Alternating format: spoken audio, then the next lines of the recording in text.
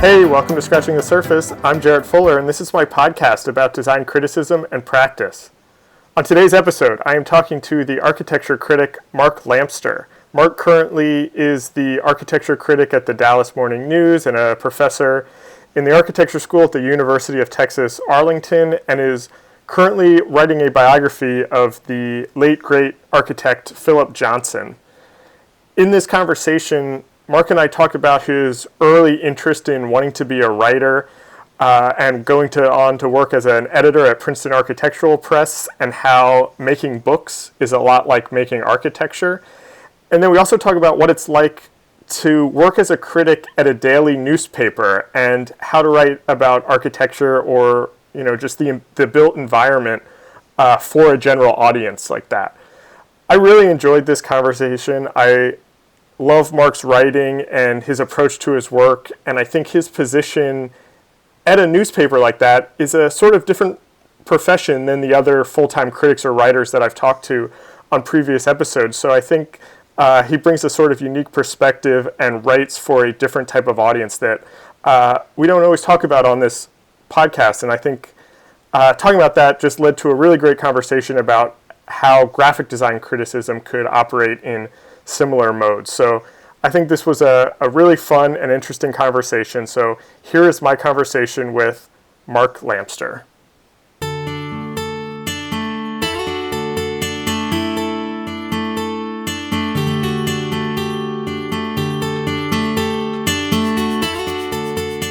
I kind of wanted to start, I'm very interested in people who are critics, whether it's architecture or art or movies, about where their interest in the subject came from, or where was it an interest in kind of writing and criticism, or was it an interest in the subject? And so I don't know much about your background and thought that might be an interesting place to start. Was it, where did that kind of interest in architecture come from, or writing about architecture? Well, I grew up in Manhattan, in New York City, so I was surrounded by buildings and urban space, and was always, completely interested in it, in its history, in that built environment. So I guess I just sort of came to it naturally that way. When I was an undergraduate, I studied writing. Okay. And then in graduate school, I studied architectural history. So I like to say that the only thing in the world that I'm actually qualified to do is write about architecture. Right. So thankfully, I have this job. When you were in, I'm kind of curious, when you were in undergrad studying writing, were you thinking you wanted to write about architecture then, or what were your plans? Not at all. Okay. Not at all. I wasn't sure what I was going to do or what I wanted to do. And the college I went to didn't have an architecture program, and it didn't really have much even architectural history in its art history department. So I was unsure. I was really interested in sports. I actually started in sports journalism. Oh, wow. Writing and in the television side, actually. My first job out of college was making highlight films for Sports Center on ESPN, which was definitely the worst 6 months of my life. Very quickly during that, decided that there was not anything I wanted to do, and applied to graduate school while I was doing that. To study art history and architecture in particular. And so was it in graduate school where those kind of interests in writing and architecture came together, or were you kind of thinking you wanted to be an architect? I'm just trying to kind of piece these things together a little bit. I was more interested in the academic side of it. I was thinking I would go into academia, perhaps, in architectural history. But what happened was that I got tired of being in graduate school and wanted to get out into the world and to make things. I didn't want to be an architect, but so I'd been accepted to a PhD program after my master's program, but I just delayed it and moved back to New York City and started working in publishing. Okay. Because I like the idea of making things, making objects, books. I love books. I love writing, and working with authors.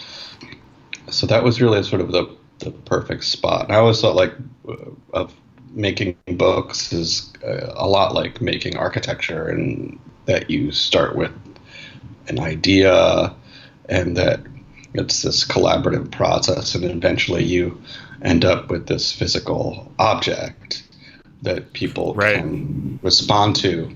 Right. The difference being that in publishing, you can make a lot of them every day. Right.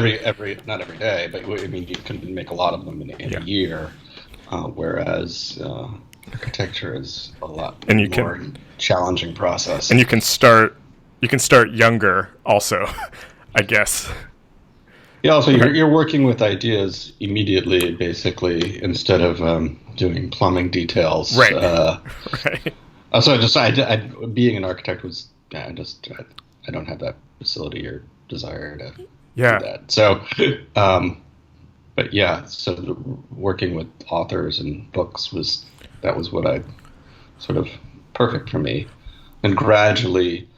So I started working at a publisher called George Braziller, sort of small, independent, distinguished publisher of fiction, but mostly illustrated books. And then I quickly switched to Princeton Architectural Press, where I stayed for a very long time and loved. But it was at Princeton Architectural Press where I started doing my own writing as well, and eventually that turned into a full-time occupation, that rather than something I did on the side while I was being an editor. Right. Okay. Yeah, I was curious about that because I actually didn't know that you were at Princeton until I was kind of researching you for this conversation. So are you still involved with them in a editing capacity, or are you now kind of full-time your own writing? No. Well, I'm friendly with the people there. It always will be a part of me. Right. But no, I am an employee of the Dallas Morning News and the University of Texas at Arlington, where I teach and write criticism. Okay. I'm interested in your work at the Dallas Morning News because you're writing about architecture for a daily newspaper, basically, I'll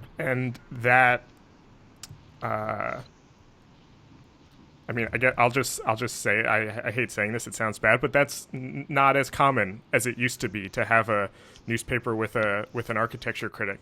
And I'm curious, I have a bunch of questions around that, but I'm curious about how you think about writing for a newspaper like that, and do you consider, how you think about the type of writing that you do there? Is it, how much of it is criticism versus kind of journalism versus kind of theory, and how you kind of parse that out for the newspaper? Well, I try and write. One of the nice things about writing for the paper is that I get to sort of write all different kinds and types of stories. And for me, it's important I could just write just a bunch of criticism, but I like to do different things. So I'll write criticism, I'll write some news, which is probably my least favorite thing to do, but I try and do more long form, narrative style writing than your typical newspaper critic. So I've written sort of these long, detailed feature stories, try and do a couple a year, or at least one. And I really enjoy those sort of deep dives into something that I find particularly interesting, a lost history or what have you.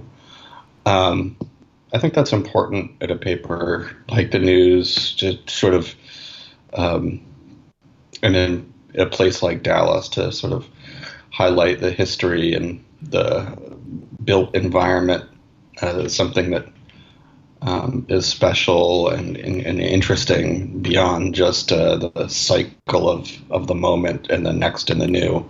Right. So I like doing all these different forms, whether it's a short piece or a long piece or etc. And it's nice that I have an opportunity to do that. Yeah, I think one of my favorite recent pieces of yours, I think this came out last year, and I think it was for Dallas Morning News. I know you write, in addition to that, you write for a lot of other publications, but it was your piece on Robert Irwin and Marfa. Was that last year? I think that's almost 2 years ago now. Oh, yeah. Okay. That actually that installation has opened.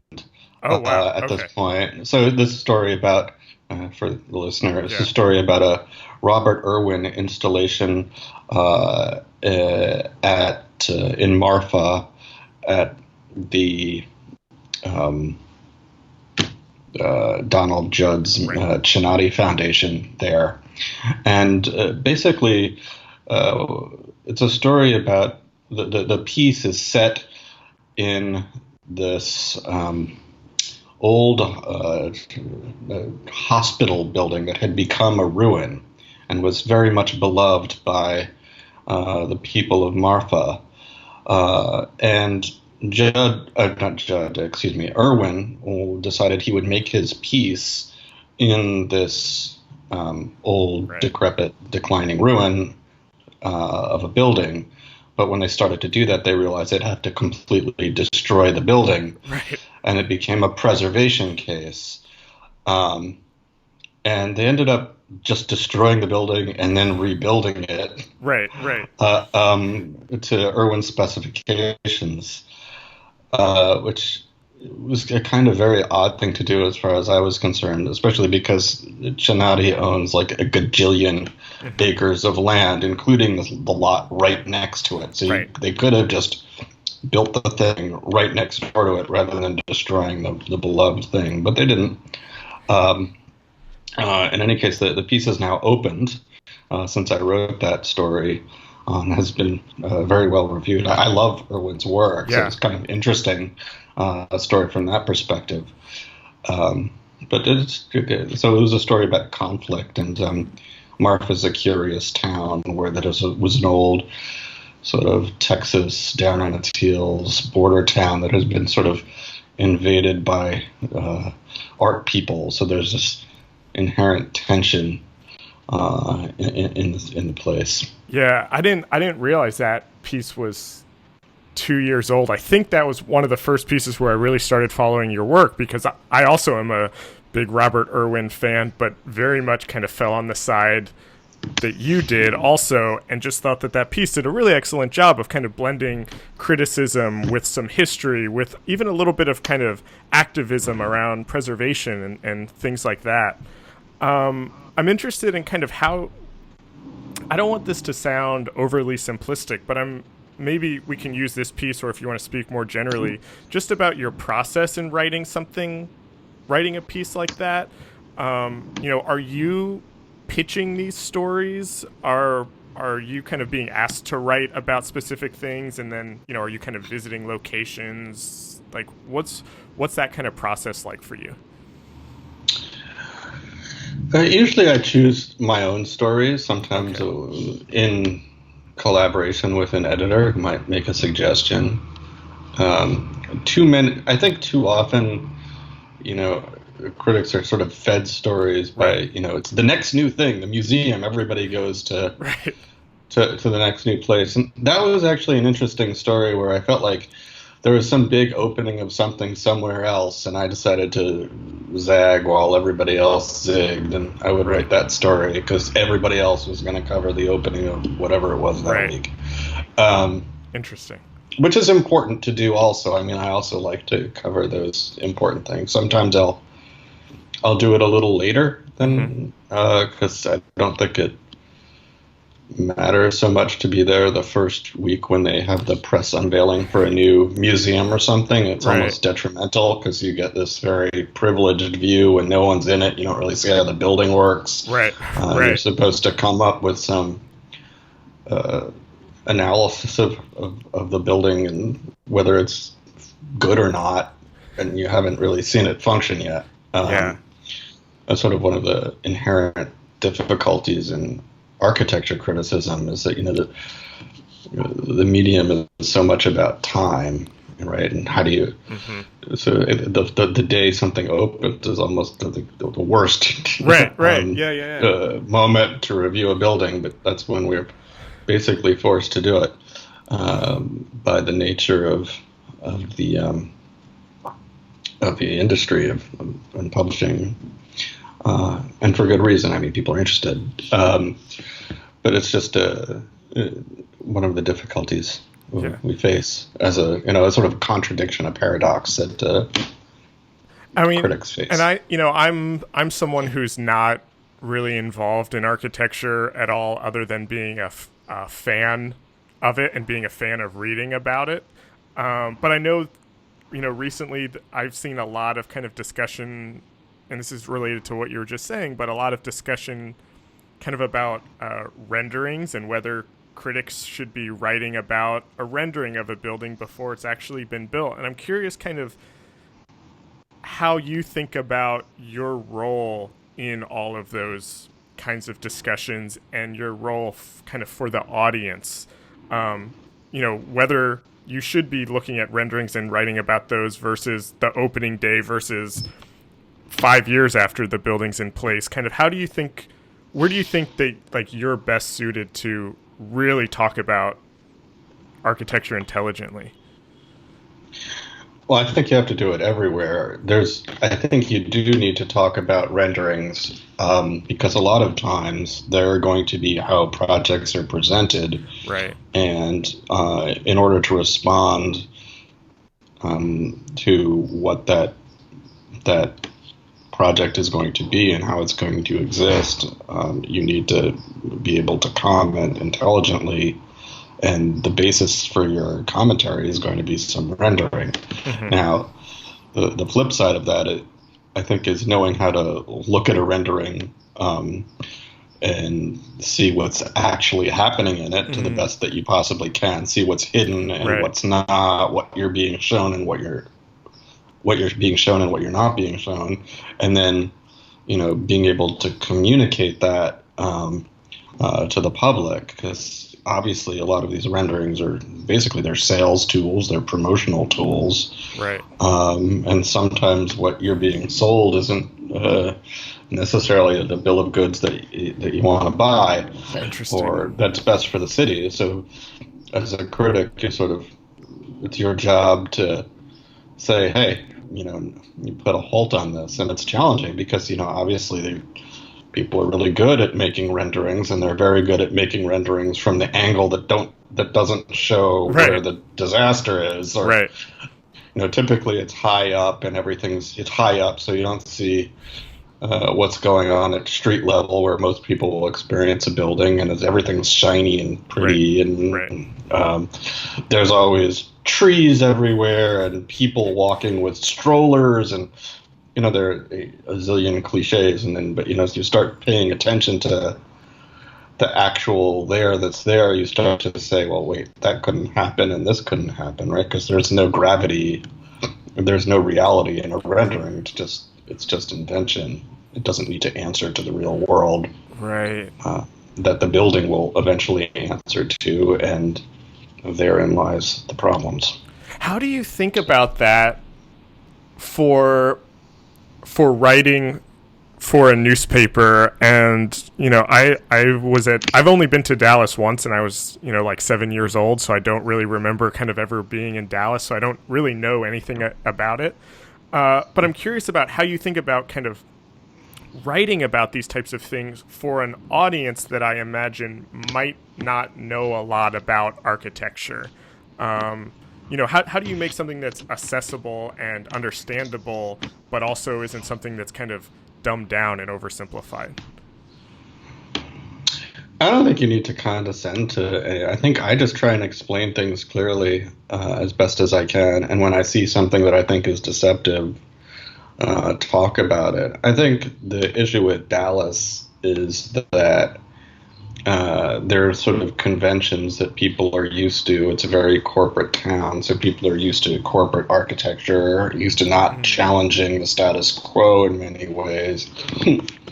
So they see a pretty rendering, and it's a pretty rendering, and hey, great, that's the next new thing. It's pretty. Right. And that's not because they're not intelligent or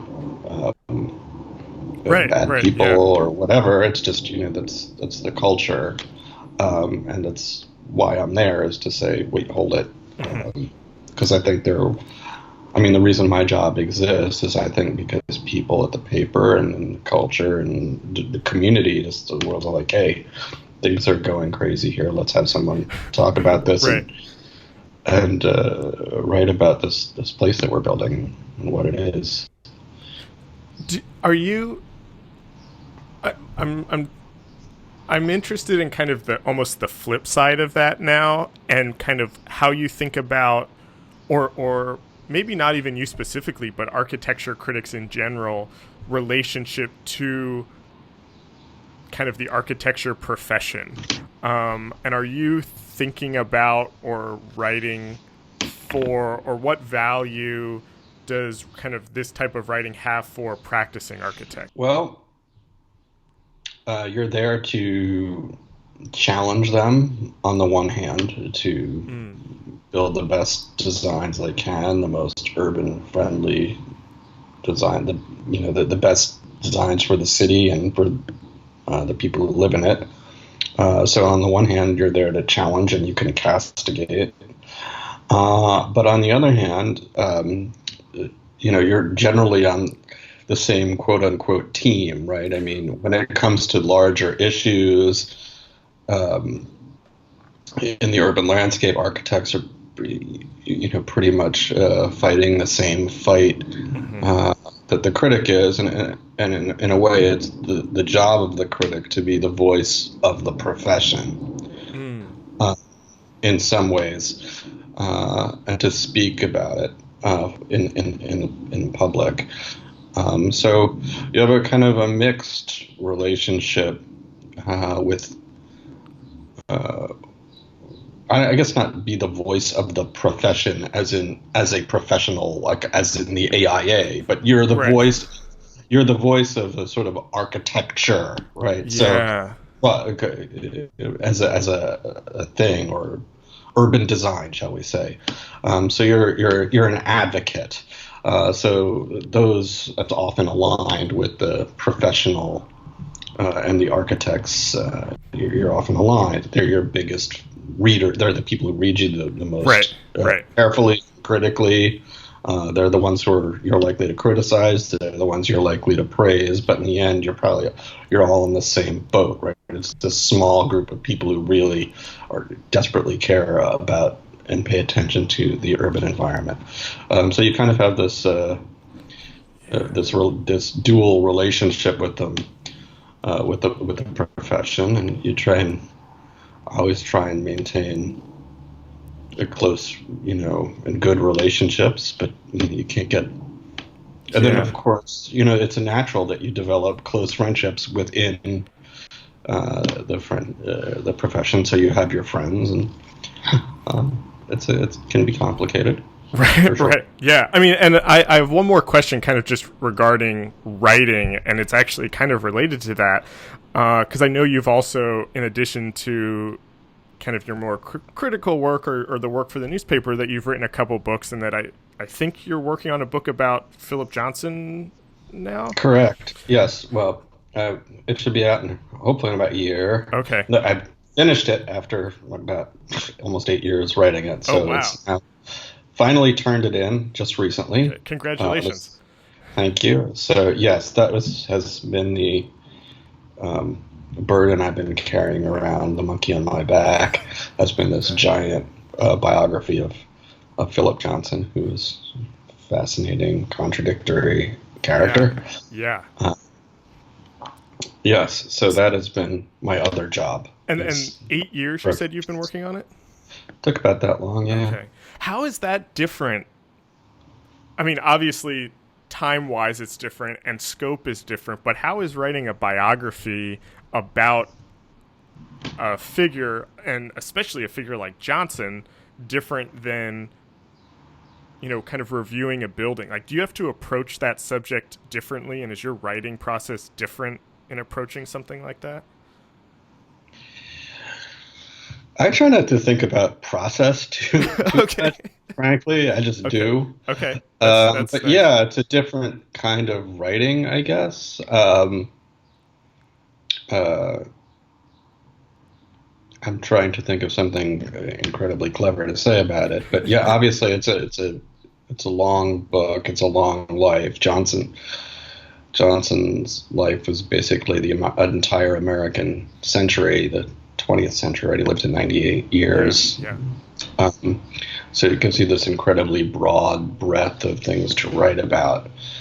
Um, so it's about a person, but it's also about buildings because he Right. was in many ways about buildings. Um, I think in any the case in the job in either case is to keep people interested, Right. to Right. make something that can be not accessible and compelling. That's always the goal. And the audience is a little different for a newspaper and a book. Mm-hmm. The form is a little different, not that different. Right. Um, I try to kind of think good writing is good writing, Right. and Yeah. Yeah. For sure. I try not to think too much about uh, my process or things like that. And I'm kind of there are all these biography workshops, and Right. I tend not to go to those. And there are lots of tutorials about writing, and Yeah. you can read all these books about how to write, and every one of them will tell you this is the way to do it, and then another one will tell you this is the way to do it, and everybody just has to find their own way, or you can't really have Right. someone tell Right. you how Yeah. to do it. And I try and avoid them now because if I ever um, listen to one, it would just throw me, and I'd end up stuck figuring I'd done everything wrong all Yeah. this time, Yeah. and now I Right. have to reinvent. Right. What am I going to do? Yeah. I guess. I don't need to question myself. I just need to focus. Right. So Yeah.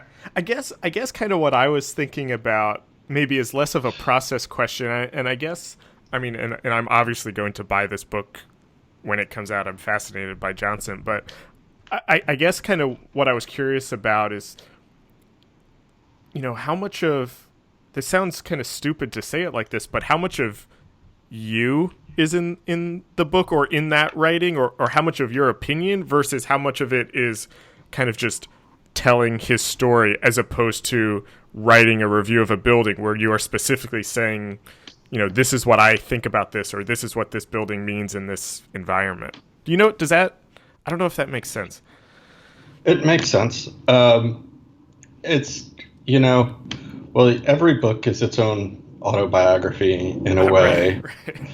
And I'll leave that to you. Um, but actually, I think that's one of the things that makes Johnson a kind of compelling figure, and why people hate him so much Mm-hmm. is he had all these advantages, and Right, he kind of kept blowing through them. And most people don't get those advantages, and they don't get second chances, and he got a lot of them. Uh, and that, beyond all of his other mishigas, that I think can be really. I mean, that it makes people jealous. I mean, because most people don't have these things, and I think right, you can start feeling angry about that. And a lot of his, I think it's easy to see your own, um, what were his weaknesses. He questioned himself. Was he was insecure, right? And we right. all have insecurities. So it's when you see someone else who's insecure, it's really easy to sort of get angry at that person and to despise that person as a way of sort of a projection, right? I think so. Right. You can project all of your own disappointments and anger about your own problems Hmm. onto him because he is so publicly, uh, Right. uh, made so public his own experience with these things of being insecure, getting all these second chances that no one else can. So I think in that way it's easy to see yourself in him. That's interesting. I don't remember exactly where this question began. Oh, Oh, how do you put criticism into the? yeah, right. I mean, I think I try to write critically, especially about his buildings, whether I like them or hate them, how they Okay. worked, how they didn't work. But it's not just criticism. Your writing has a style. I Right. try and write with. I mean, I try and write with the sense of humor. Hmm. Um, have some pace. Yeah. Have it be. Well, I don't want to sit there and Right. Right. Right. Right. talk No. about the Yeah. things that I want to try and do, but you also want to try and have some spirit of your subject in there. For Right. me, there was a previous biography of Johnson. It was written while he was still alive. Mm. Um, and I think he hated it. And I think one of the reasons why he hated it was because he didn't feel like he could see himself in it. He didn't. It Huh. was this very, and it's an excellent book actually, although dated now. But it's an excellent book. Um, it's just that you don't feel Johnson in it Right. because it's Huh. this very academic style of writing. Um, and it's just it had trouble capturing Johnson's Johnsonness, Right. and I Oh, think that's interesting. you want to be able to feel that Yeah. uh, in this book. Oh, that's so So interesting. Yeah, I can't. I mean, I can't wait. That sounds great. I'm very excited for that. I want to kind of step back a little bit and talk about kind of architecture and criticism and writing a little bit in a little bit of a more general sense. Uh, you wrote a piece recently about architecture criticism in the digital age, which I really liked and is something that I've been thinking about a lot as it relates to graphic design, which is, essentially what this podcast is about. And I'm curious how the internet and social media and Instagram has that changed both how you think about the work that you do, and but then also kind of the role of the critic at large and what they kind of bring to the conversation? well, I think you have to be attentive to the changing nature of just the modes of distribution at Mm-hmm. this point. Um, I think there are just a lot more ways for a critic to communicate with the public than there were in the past, and we're doing one right now, a Right. podcast, Right. and this is great. Um, so when I see people lamenting, the death of architecture, criticism, first of all, just criticism has been in crisis from the moment Right. the first critic started writing criticism, which Right. Right. basically since there was a guy who rubbed two sticks together about fire, and then there was a guy you Right. know next to him around sitting there saying that the guy didn't know how to rub the sticks together properly, Yeah. and also um, God, how much there's not enough people like me Right. complaining about this. Yeah. So since Irk, complained about the fire stick rubbing, critics have been concerned about criticism, which is not to say there aren't completely justifiable things to be concerned about right now. But there is a Yeah. history. Um, so I think it's there. You have to understand there's positives, which is that we get all these different modes of communication, and I think you need to be attentive to them. And that within writing, within the newspaper form, for example, which is becoming digital, and that's a challenge in terms of monetization for the corporations. For a critic, it makes your job is endangered on the one hand. On the other, there's more opportunity to integrate photography, video, audio, all these other different things into the kinds of work that you do. And the danger is that we all end up doing or we all end up unemployed, or we all end up 10 new buildings you need to see, right. And you won't believe number 3. That's the danger. Yeah. And the different critical mediums, I think it's different for music critics and theater critics and architecture critics and film critics. They're all slightly different. Some are have more popular mediums. Some have more of a service component. Some have temporal issues that they have to deal with. So it's a little different for each one. I think it's important to recognize how much larger the field has grown. In terms, now that there are websites, there's a website for everything, and everyone has can find a place on the internet. That doesn't equal, or that really can't be a substitute for a newspaper critic in a major metropolitan area. Right. I think there's a real service. There's a real service to what we do, and that's why I sort of was excited to do this job in Dallas, because I think that's an important role that critic plays, speaking to the public about the city. Right. Yeah. I mean, and that's interesting because, I'm thinking about, I'm kind of taking what you're saying and putting the lens of the graphic designer or graphic design criticism on top of that, and it all still works. And I think in a lot of ways, I started this podcast and kind of went to graduate school with this sense that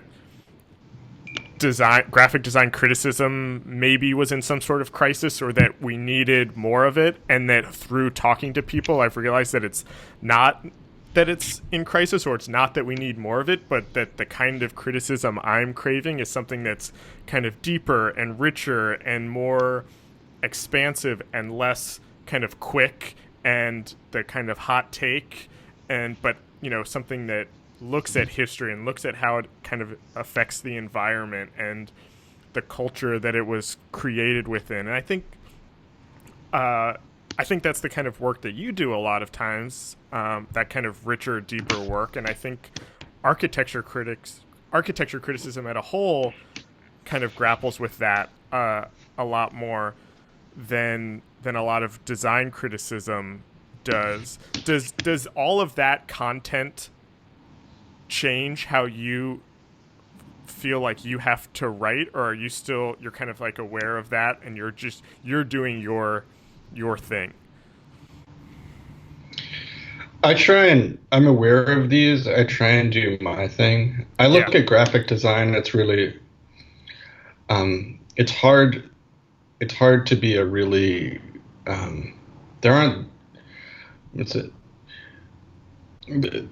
because architecture seems to have created a larger critical, maybe it's easier to write about. I feel like the number of people who can write, and I spent a lot of time editing books about graphic design. Yeah. And there are critics. So it's interesting. Most of the good graphic design writing is aimed at graphic designers, right, whereas most architecture criticism that we're talking about is aimed at the public audience. And there aren't that many I guess there are a few Michael Beirut's, Hmm. Alan Lupton. They're Right. sort of capable of, you know, getting outside of that bubble of graphic design. But a lot of the best, just graphic design criticism, like, you're not the guy walking down the street isn't going to read Eric Spiekerman or Right. Robin Kinross. Right. Right. And I love them. They're just Yeah. fabulous, fabulous. Right. Rick Pointer, is Yeah. someone who can get out. Um, but the Ricks and the Michaels and the Ellens are a rare breed. So it's a little bit of a different. I guess I may be wrong here. I'm sure there are many more wonderful graphic design writers who are capable of Yeah. of doing more. It's just that there isn't necessarily um, the audience at newspapers for it. Maybe there should be more. I think for sure. Um, instead of all just arguing about the latest logo. Right. Right. Uh, Although Paul Lucas does a fabulous job on Uniwatch, Yeah. right? I mean, writing about design for the public. That's a great example Yeah. of someone I think does a fabulous job, a terrific writer. Yeah. So I guess I'm wrong. I think there are plenty of. I'm going to just retract this whole idea. There are wonderful, many, many, many wonderful graphic design writers. There really are. But I try and think of the venues for Yeah. at a mainstream, non-graphic design oriented places, and it's a little more challenging. So architecture criticism, by those standards, is a great business. Right. Right. Well, so I want to. I have a couple more questions just to kind of wrap it up, but I do want to kind of pick apart a little bit of what you just said, because I think that gets to the heart of a lot of the things that I think about and a lot of the conversations that I have on this podcast. And one of them is that a lot of graphic design writing is kind of written inwardly and written kind of for the profession. Not to say that there isn't some. I think you're exactly right that there is that kind of general public writing that happens, but it is more. It's rarer. And so I guess I'm curious, as somebody who writes about architecture but is also very close to graphic design and kind of familiar with design writing. And I don't mean to put you on the spot with this question, but I'm wondering if your thoughts on what design writers could learn or take from kind of the great architecture critics or architecture writing for that kind of audience. Are there things that could translate to graphic design? Well, great writing is great writing. Mm-hmm. I think trying to figure out how to tell compelling stories is basically the most important thing. Have humor. Mm-hmm. Have I don't.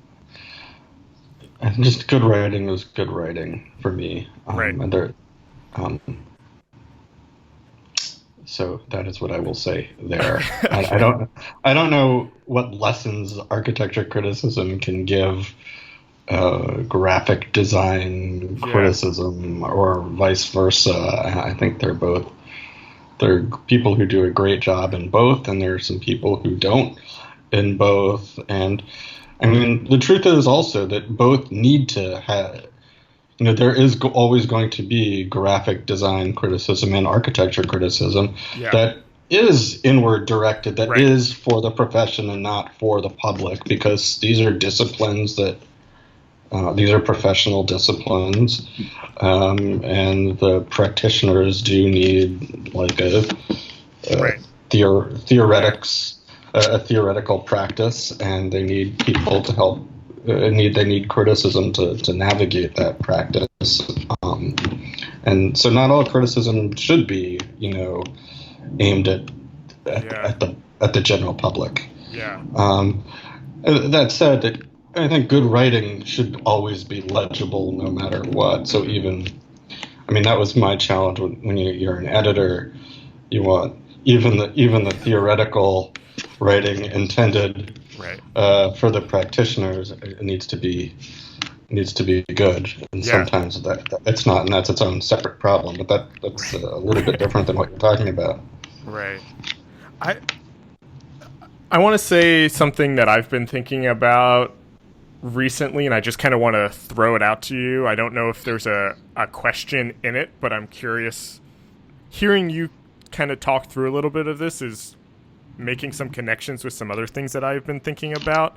And so I'm just kind of curious if you have any thoughts around this. But something that I've been thinking about is that a lot of the best kind of graphic design criticism for a general audience is almost at such a large scale that it's almost doesn't even feel like it's talking about graphic design anymore. And so I'm thinking about, there's been in the last year, there's been a lot of great pieces around fake news and how kind of design has played a role in that, or around kind of digital products like Facebook and Google and privacy and the role of design in that. And it's almost like when these issues get so big, they almost don't even seem like design problems anymore, and they start to become things about technology or politics or something, something that design is a part of, but it's bigger. And this might be a loose connection, but I've also been thinking a lot about Stephen Levy's piece in Wired about the new Apple campus, and that Apple had a technology critic write about their new building, and it's almost this kind of blending of disciplines. And so yeah, like I said, I don't know if there's a question in there, but I was just curious if you kind of had any thoughts around that, or if that kind of sparks anything for you. Well, I think this is how design criticism can expand its purview, right? And Yeah. needs to expand Yeah. its purview to write about things like politics and to show how these technologies Yeah. shape the way we behave and live.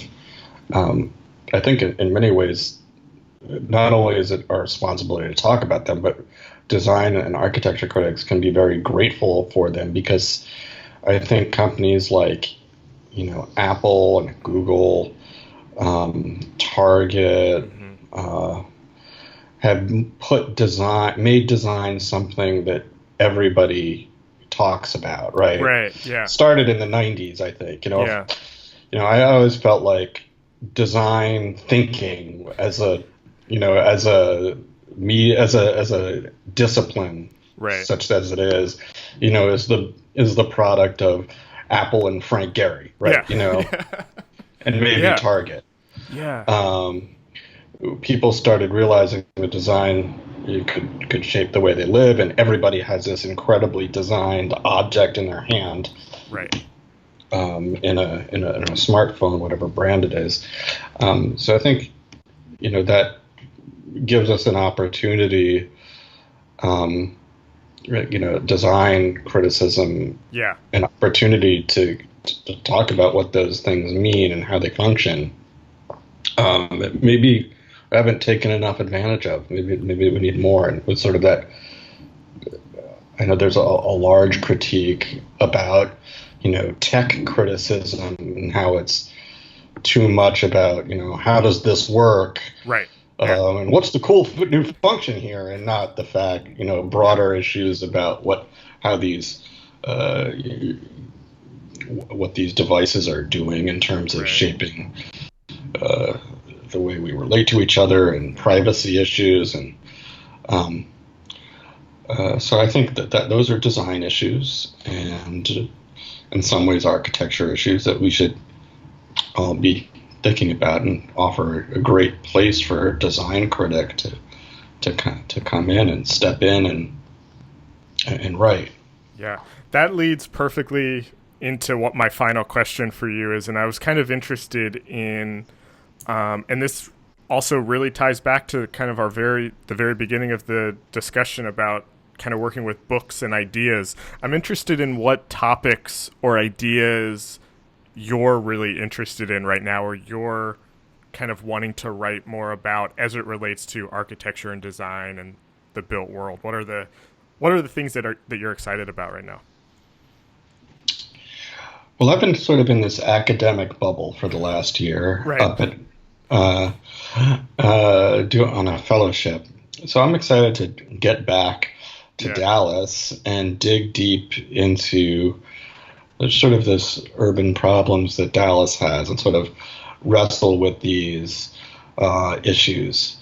That's, housing, that's our big public infrastructure issues, parks, some issues native to Dallas that need to be talked about, corporate architecture, and